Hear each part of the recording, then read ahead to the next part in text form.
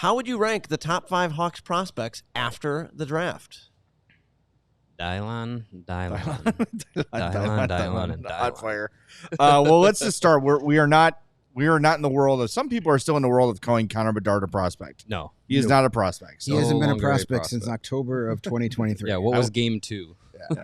At the draft, he stopped being a prospect. Yeah. By the time he played his first game on the anymore. United Center ice, he was no longer a prospect. I think we're all pretty much agreed on 1 and 2. Levshunov number 1, Frank Nazar number 2. Are we lockstep on that one? Yes. I would put those two right there, and yeah, I would say, like, this happens with, this happened with the draft, with coming down to Levshunov or Demidov. Who did people want? The high-skilled, playmaking, goal-scoring winger is a lot sexier than the steady, do-it-all top-pair defenseman. Yeah. So I think a lot of people might say, well, look at what Nazar did. It's like something you said last week. Like, people are not excited enough for what Artyom Levshunov can be and should be. So I think as much as like we are all excited to see what Frank Nazar does because he is that kind of player, I think Levshunov has the ability to be a higher ceiling NHL player than Frank Nazar. If you want to get excited about Levshunov, watch the latest Every Shift on the Blackhawks YouTube page. Because it's all the scouts at the table basically talking about what they love about him. And Mark Eaton said he reminds him a lot of Charlie McAvoy.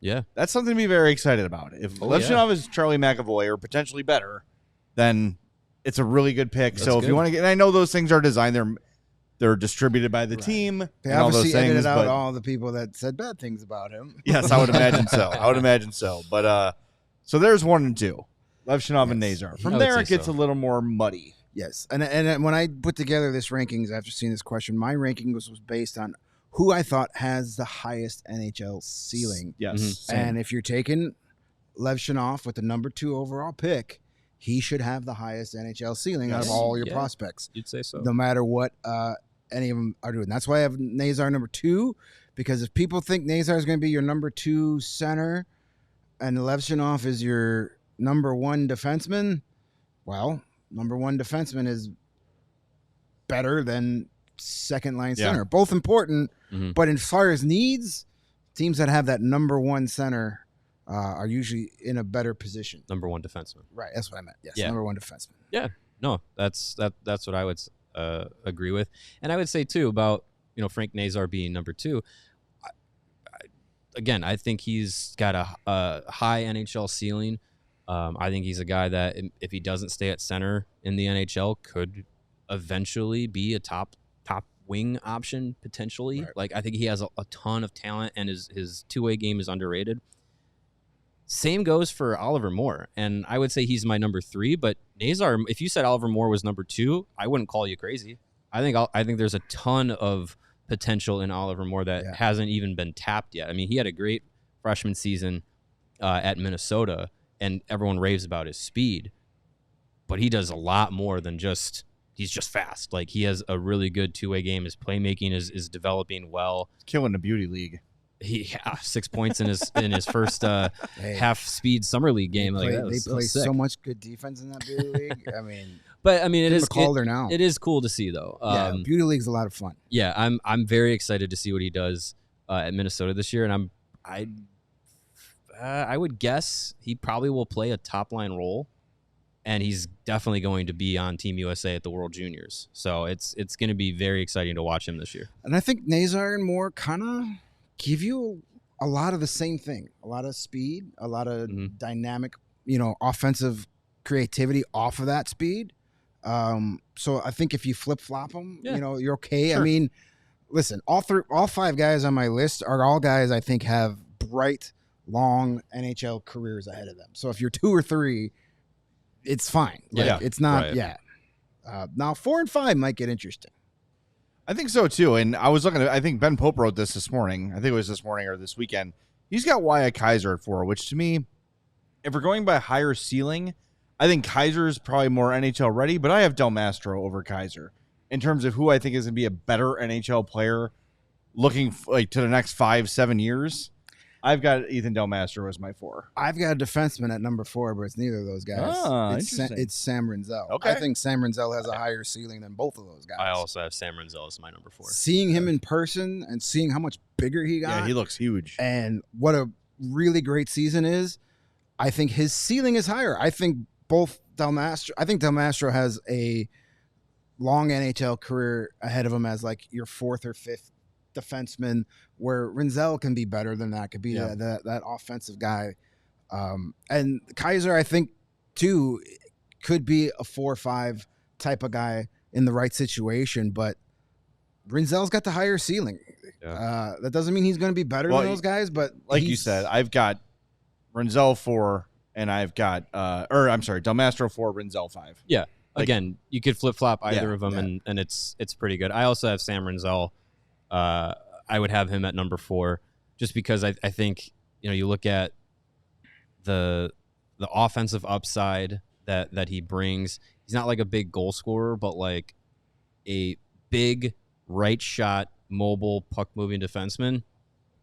Every NHL team would love to have a prospect that checks all those boxes. The Blackhawks have 2 of them right now. Yeah. I think, if we're looking down the road beyond the Seth Jones contract, I know it's way down that road, but beyond there, I mean, you might have a 1-2 on the right side of Levshunov and Rinzel in 5-6 years, like as fully grown adults, like that's pretty good. With Vlasic and Del Mastro as their That's a lot of beef on the blue line there. Yeah. It's good stuff. And number 5, this could be fun too. Jay, who's your 5th? Oh, you Mine's said Rinzel, yeah. Rinzel. Again, ceilings.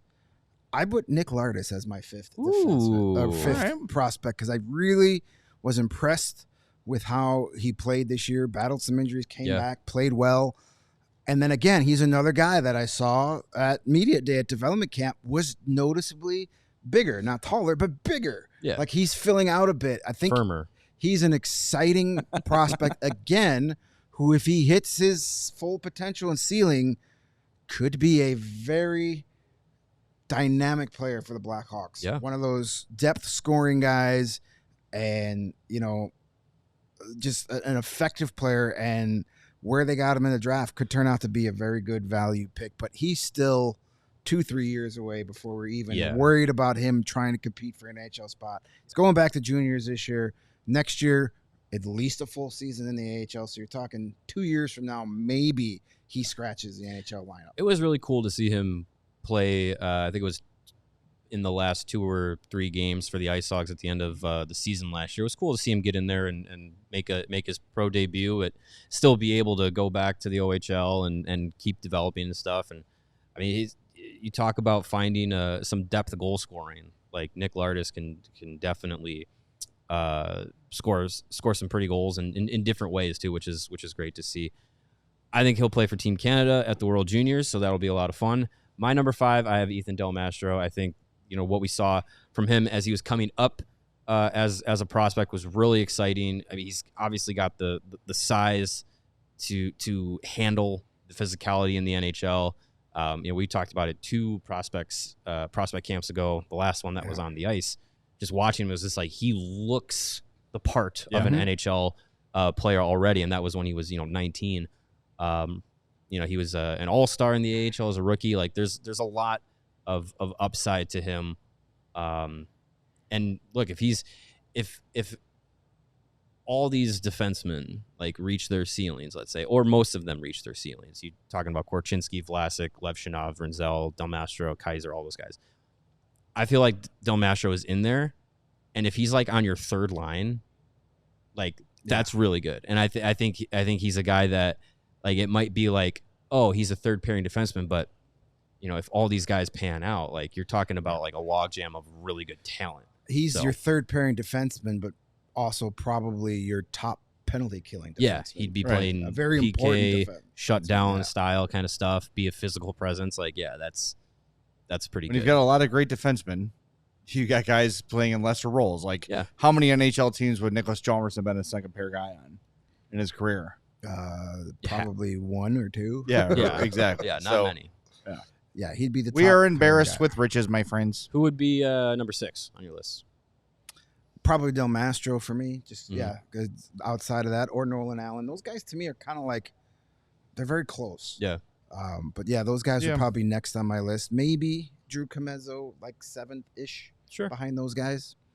I'm gonna go out and say, just I don't know. I feel like because he brings something to the group that the Blackhawks needed, Sasha Boisvert. Damn it. Like, yeah, down the middle, aggressive, physical, has an ability to score goals, play around the net, might drop the gloves here or there. Like, I don't know. I'm very excited to see what he turns into. I think now that we're gonna have a full season of following him, he's gonna shoot up that list real quick. We all silly like the mayor.